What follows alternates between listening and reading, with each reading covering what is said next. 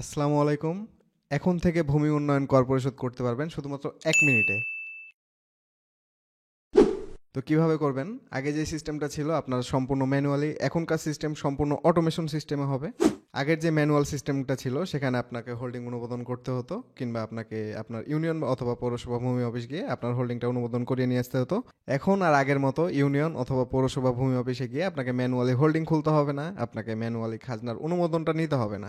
অনলাইনে আপনি পারবেন। এখন খুব সহজ প্রসেস। আপনি যখন আপনার ইনামজারি সম্পন্ন করবেন, সম্পন্ন করার সাথে সাথে আপনি খতিয়ান অথবা ডিসিআরে দেখতে পারবেন হচ্ছে আপনার মিউটেশন হোল্ডিং নাম্বার।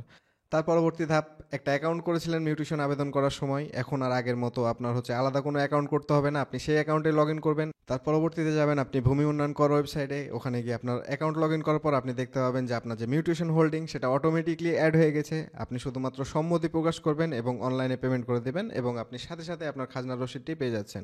তো ভূমি উন্নয়ন করার জন্য আপনাকে পূর্বের মতো আর এখানে ওখানে দৌড়ানো লাগছে না, আপনার হোল্ডিং অনুমোদন লাগছে না। সকল সার্ভিস পাচ্ছেন একটা অ্যাকাউন্টেই এবং অটোমেশন সিস্টেমে।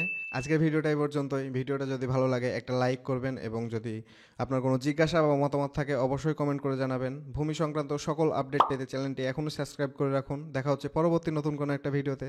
সবাই ভালো থাকবেন, সুস্থ থাকবেন। আল্লাহ হাফেজ।